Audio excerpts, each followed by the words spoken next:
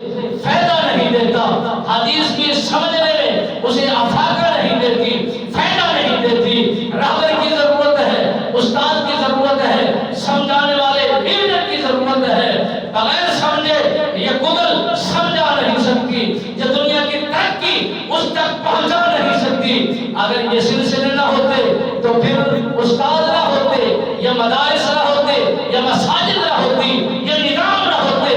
ہر بندہ اپنی سرداری کا سکہ جماتا، ہر بندہ اپنی شہنشاہی کا راج جماتا، مگر نہیں۔ اگر کسی کو افسر بنایا ہے اس کے تحت ملازم بھی بنائے ہیں، اگر کسی کو چوکیدار بنایا ہے اس کے گھر کا مالک بھی بنایا ہے، اگر امام بنایا ہے تو مقتدی مؤذن بھی بنایا ہے، اگر سورج ہے وہ رات بھی ہے، اگر اجالا ہے اندھیرا بھی ہے، یہ دونوں پہلو ساتھ میں رہتے ہیں۔ اکیلی کوئی چیز نہیں ہے، مرد ہے عورت بھی ہے، اگر مرد ہو عورت نہ ہو نظام نہیں چلتا، اگر عورتیں ہو مرد نہ ہو نظام نہیں چلتا۔ یہ ساری چیزیں ایک دوسرے کے ساتھ ضرورت ہے۔ اگر مستری ہے مزدور نہیں تو دیہاڑی نہیں لگتی، کام نہیں کیے جاتے، نظام نہیں چلائے جاتے۔ اس لیے ساروں کو یکسو برابر کر دیا جائے تو کسی کا کوئی نظام نہیں چلے گا۔ رب نے درجے بنائے، اعلیٰ درجہ بنایا، کمزور درجہ بنایا، چھوٹا درجہ بنایا، اچھی لیول کے لوگ رکھے، درمیانی لوگ کے لوگ رکھے، لو کیٹیگری کے لوگ رکھے۔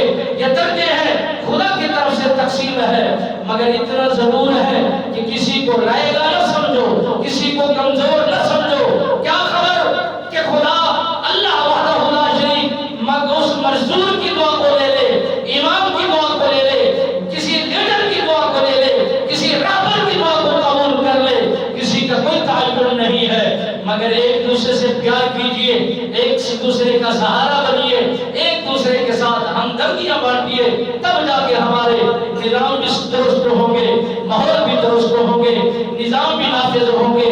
شریعت مطہرہ پر جب ہم عمل کرنے کے لیے ہر بندہ انفرادی طور پر تیار ہوگا، نظام مصطفیٰ ہر گھر کے اندر نافذ ہو جائے گا، تو یقین جانیے پھر عزت بھی محفوظ ہوگی، مال بھی محفوظ ہوگا، جسم بھی محفوظ ہوگا، اور جسامت بھی محفوظ ہوگی، ہر چیز محفوظ ہوگی، کیونکہ دین اسلام جو سزائیں اور جو حدیں لاگو کرتا ہے وہ ساروں کے لیے ایک سو برابر ہے۔ اس لیے ہر بندہ کوشش کرنے کا ارادہ کرے تو انشاءاللہ میرے خالق و مالک کرم بھی رکھتا ہے، فضل بھی فرماتا ہے، دعائیں قبول بھی فرماتا ہے، اور توفیق بھی عنایت فرماتا ہے۔ آمین ثم آمین وما علینا الا البلاغ۔